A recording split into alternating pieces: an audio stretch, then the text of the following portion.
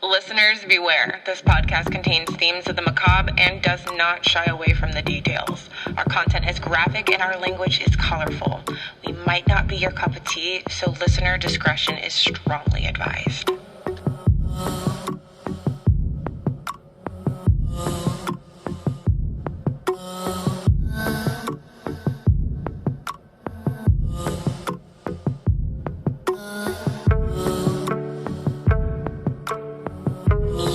Tuned in to The Killer Tea, a podcast hosted by two best friends with a proclivity to decipher the deeply demented minds of murderers.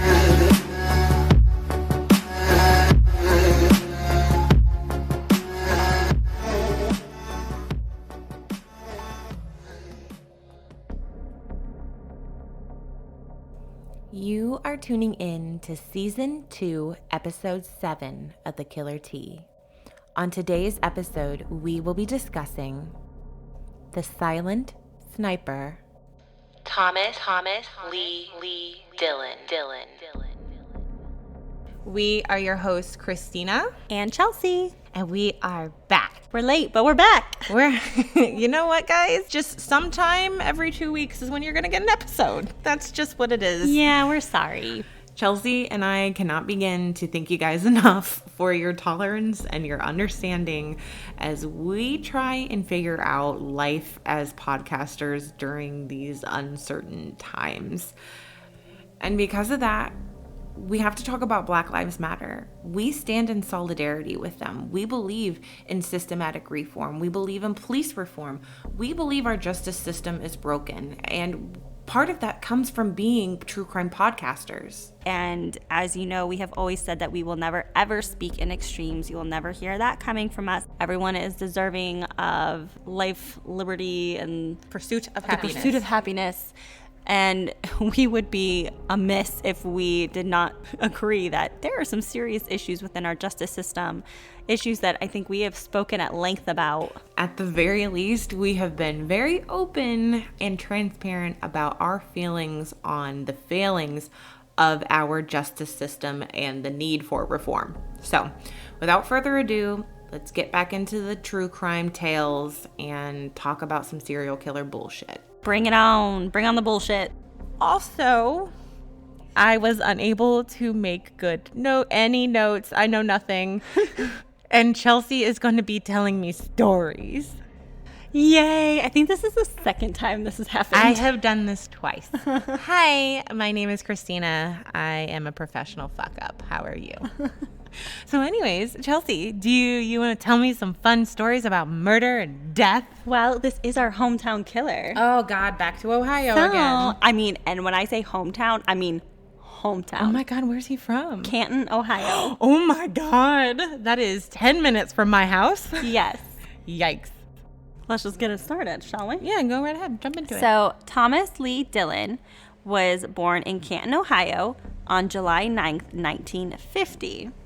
There isn't a whole lot of information out there about his childhood, but we do know he grew up in Magnolia, which is near Canton. Okay, I haven't heard of Magnolia. I think it's like a small little kind of like a Sharon Center. Do you know why there isn't a lot of, from being born in 1950, you would think there would be more known about him. I just don't think there's a whole lot about his childhood. Okay. We do know that his father died when he was only 15 months old. Okay. And he was an only child and was raised by his mother. Now, as a teenager, Dillon began acting out in the very usual ways that we suspect with serial killers. He began setting fires. 1. Killing animals. 2.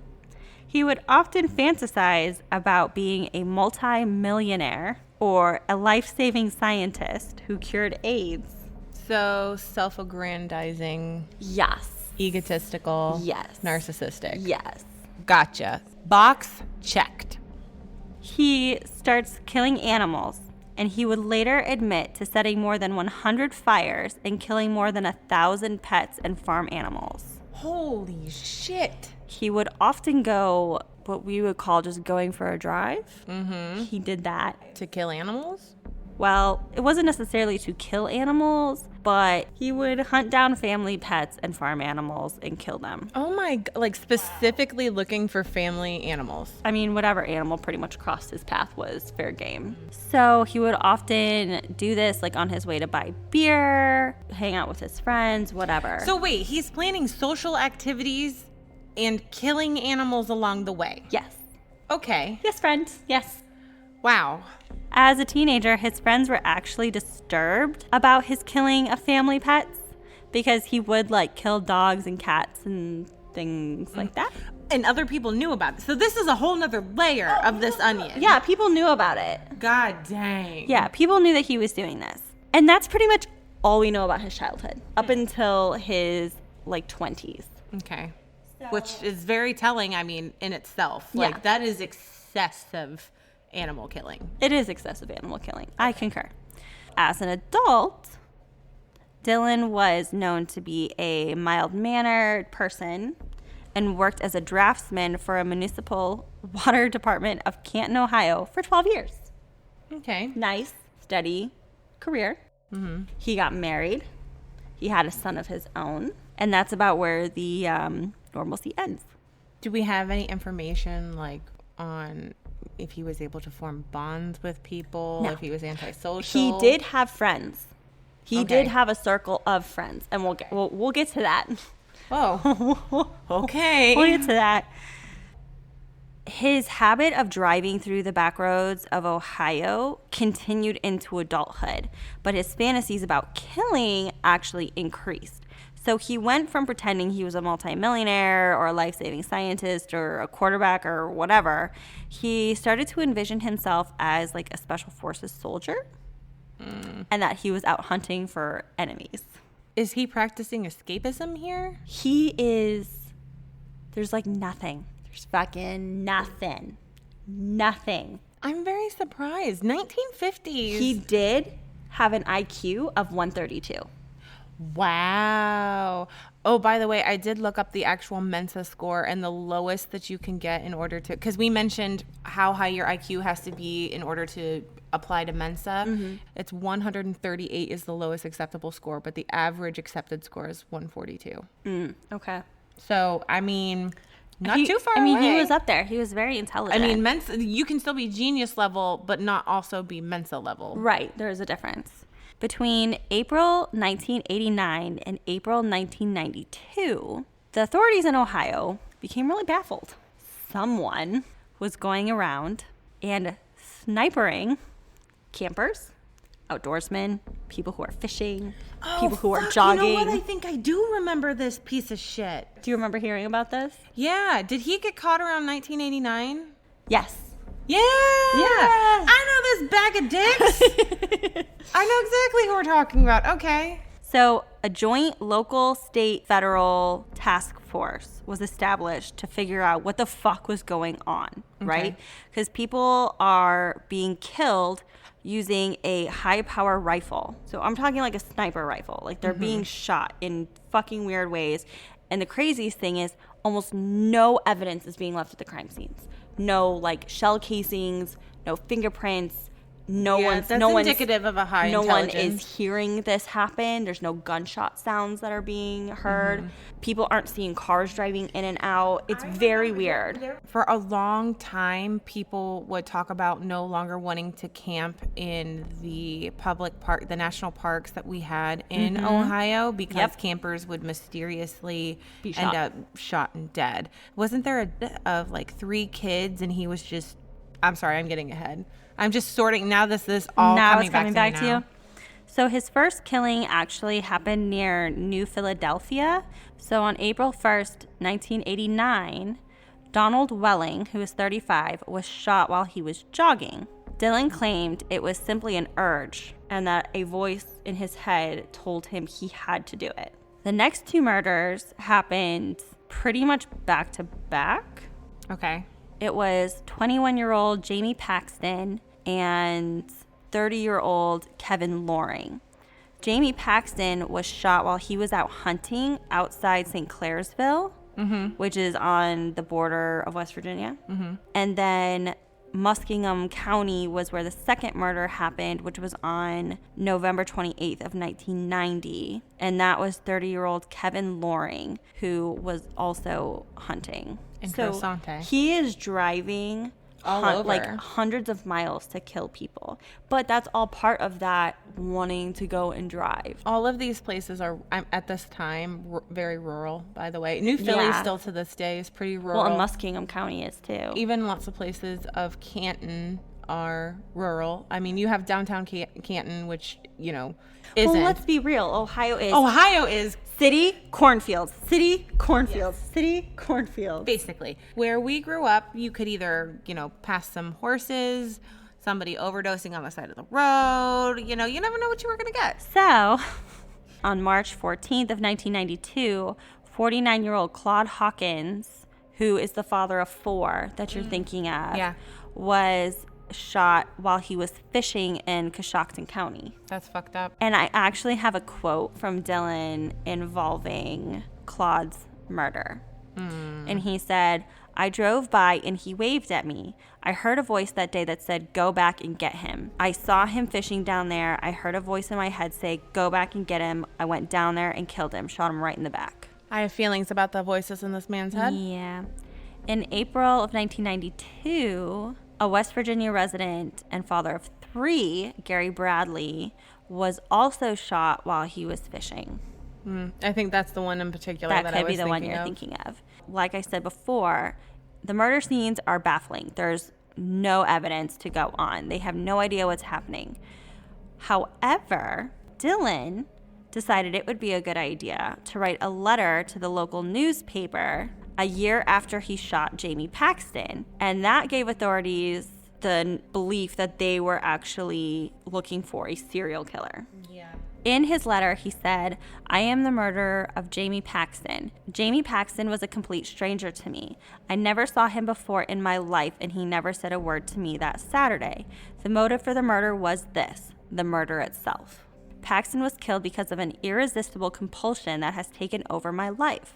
I knew when I left my house that day that someone would die by my hand. I just didn't know who or where." See, I believe that. I do believe that. Technically, I meet the definition of a serial killer, 3 or more victims with a cooling off period in between. But I'm an average looking person with a family, job, and a home, just like yourself. Something in my head causes me to turn into a merciless killer with no conscience. 5 minutes after I shot Paxton, I was drinking a beer and had blacked out all things of what I had just done out of my mind. Okay, but that doesn't make you special. You are literally checking off the boxes of what a prototypical serial killer does. I thought no more of shooting Paxton than shooting a bottle at the dump. So this is the letter that he sent to the police officers, and it actually ended up being like a 2-page long anonymous letter that he wrote to the authorities. So he wants credit. Basically. Yeah, he wants credit. And it was a photocopied typed document. And it was sent to the Times leader as well as the sheriff at the time and to Paxton's family. Wow. Yeah. Like he sent it to Jamie Paxton's family. What the fuck? And the letter had been mailed from just outside the Martins Ferry post office. This letter obviously made them go, "What the fuck?" And the FBI's Behavioral Sciences Unit, hi, which is our favorite unit ever, they were asked to actually come up with a profile in hope that it would stimulate public interest in figuring out who this dude is. They put out this profile, right? Do you have a description of the profile? I think I do. Hang on. Okay, I'm actually reading this like word for word from a Criminal Minds website. So Dillon was profiled as an educated white male in his 20s with a predilection for crimes such as arson and killing pets and farm animals, and lived a short distance from the crime scenes. He might be a normal family man, but was likely a loner in life. He had a drinking problem and a history of compulsive crimes such as vandalism and arson. Stress would trigger the shootings, which would eventually be committed while he was drunk. That was his profile. I think that sounds right on the money. So they were pretty much dead on for everything from him living a short distance from the crimes. He often traveled up to like 100 and something miles to commit the crimes. Yeah, I mean, we know, anybody who listens to true crime knows that this isn't an exact science, but damn do they get close. They do get pretty freaking close. It actually ended up being a tip from a high school friend who ended up cracking the case on Dillon. So in August of 1992, a high school friend became disturbed about Dillon's animal slaughters and preoccupation with serial killers. And he saw the profile and was like, Oh shit. And his last name is Fry. I don't know his first name, but he ended up calling a Tuscarawas County detective and gave them a clue. And the first clue linking him to the crime was that his off-duty and vacation time matched the dates of the killings. So that's kind of what they started to go with. They actually ended up tailing Dillon for a month and watched him buy guns, drive around, and shoot at stop signs, animals, farm animals, whatever. They did this for a month. That's a long time. But then he ended up visiting Loring's grave in Massachusetts, which was one of the fathers that he shot. Huh. So the FBI is following him, watching him do all of this shit. Is there any mention of why he went? No. Okay. Just that he went. He pretty much says he's a piece of shit and has. Oh, good. I'm glad that he's self-aware. Through the summer and fall, they continue following him, but they can't really get him on anything because he's not technically doing anything illegal while they're following him, right? So they finally are able to pin him with cattle shooting. So he must have like shot at someone's cattle, and that would be illegal. That's what they catch him on. They end up arresting him on a federal weapons charge because he was in possession of a silencer. Oh, naughty. Yes, so he was in possession of a silencer, which you were not allowed to do. They told him that he was their suspect in a serial of shootings. The police end up having a press conference and ask if any of the firearms dealers in the area have had any interactions with Dillon. Well, one actually ends up coming forward and says that he had sold a number of firearms To him? to him. Oh, God. I would feel like such a D-bag. Not that he has any way of knowing, but ooh. Well, on December 4th, a gun dealer brought in a Swedish Mauser rifle that Dillon had sold back to him on April 6th, which was the day after Bradley was murdered. So he was buying guns and then selling them after he committed the murders. Huh. Well, the ballistics on that firearm indicated that it was the rifle that was used to kill Bradley and Hawkins. So on January 27th, Dillon was convicted with capital charges on their two cases. How many people in total? In total, he fessed up to 5 murders. Okay. Which is basically all the ones that I talked about earlier. So he did finally fess up to all of those killings. But in return for the state of Ohio dropping the death penalty that they wanted him to have, he just said that he would plead guilty and he would get 5 consecutive life terms. So he basically just said, don't waste your time with a trial. I will just confess that I'm guilty as long as you don't give me the death penalty. Crazy. Right? And he is quoted as saying, I have major problems. I'm crazy. I want to kill. I want to kill. And then blamed a turbulent childhood on his problems. Listen, this is beating a dead horse at this point. We have commented on this so many times. Yes, there are compounding factors that are always at play.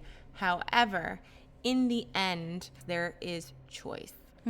And very rarely is there actually a serial killer that is so sick that their compulsion takes away their ability to choose.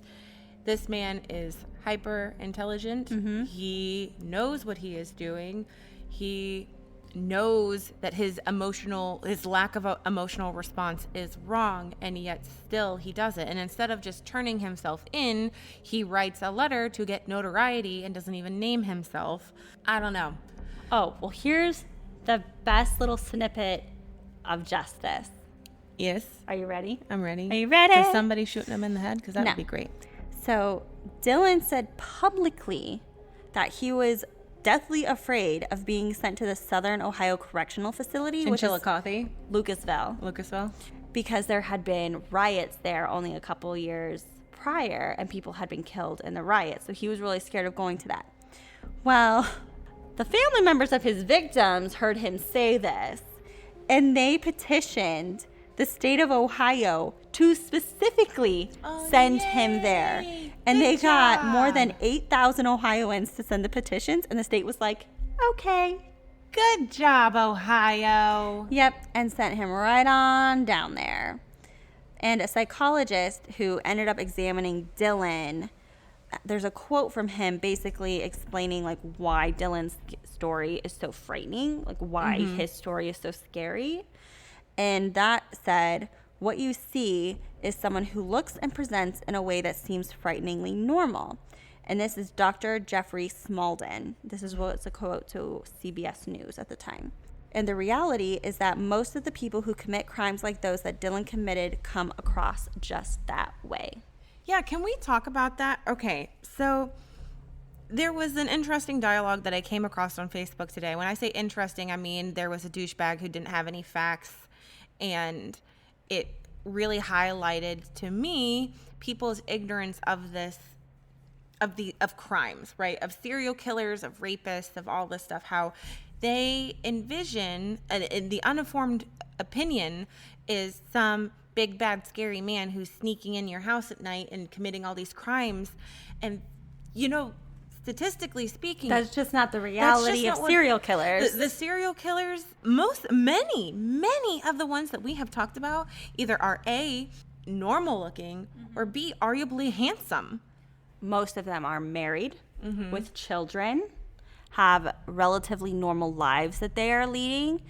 And if you think about it, like, we're only talking about the ones that are caught, because there are, I'm sure, many more. I think it's estimated have not 17 been caught. serial killers per year is what we produce, something like that.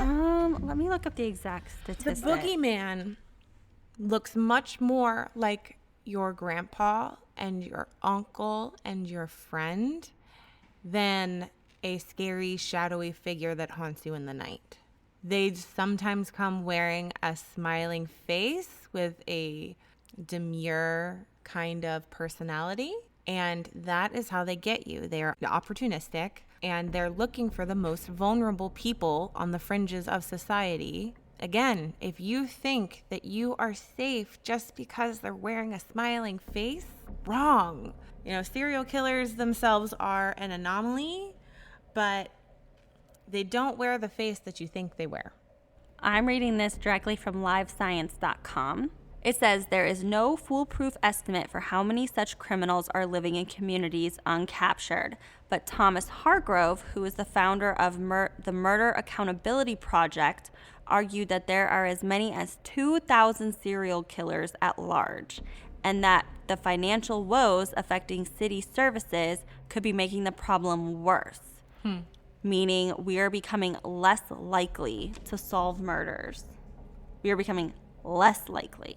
Well, and then this article from Bustle says, in 2015, the last year that data was collected by Radford, they estimated that only 30 serial killers were operating in the U.S., and that the numbers were equivalent to the number of active serial killers in the 1960s, and that there are a number of ideas as to why this drop in serial killings occurred. And according to criminologist Dr. Greg Broberg, a professor at the School of Social Transformation at Arizona State, says that technology has helped. The wide use of the internet has made it much more difficult for serial killers to stay hidden.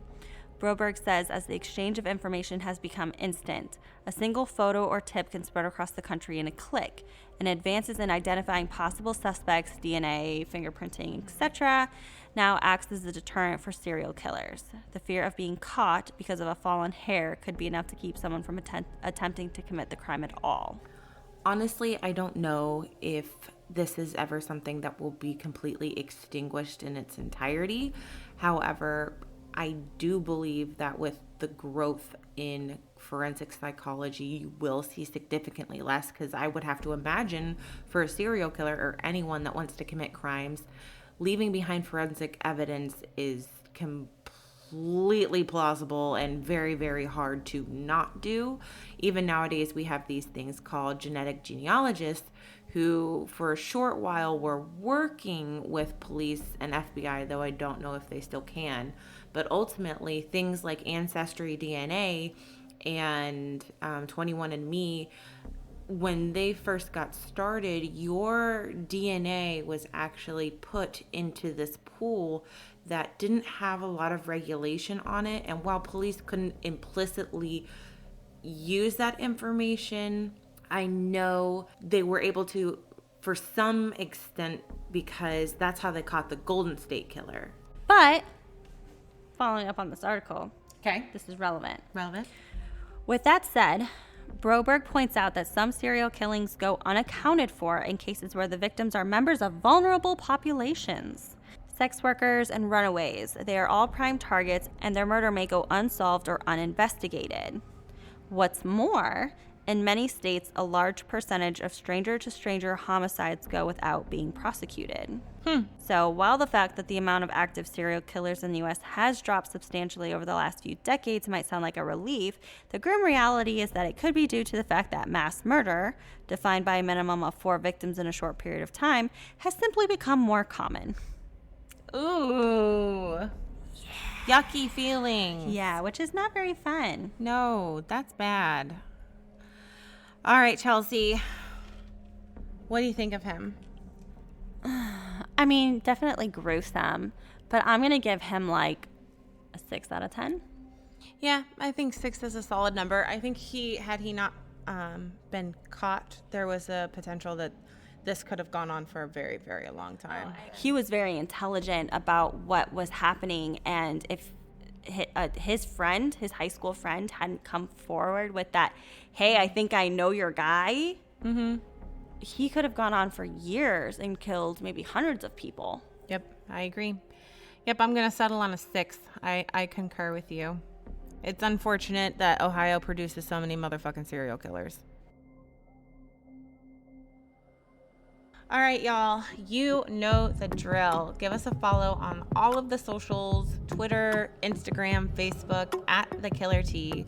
You can find us on YouTube now. And while we have a TikTok account, we still haven't posted anything, so sorry. Someday. Someday soon. We will get there. All right, y'all, until next time. Bye.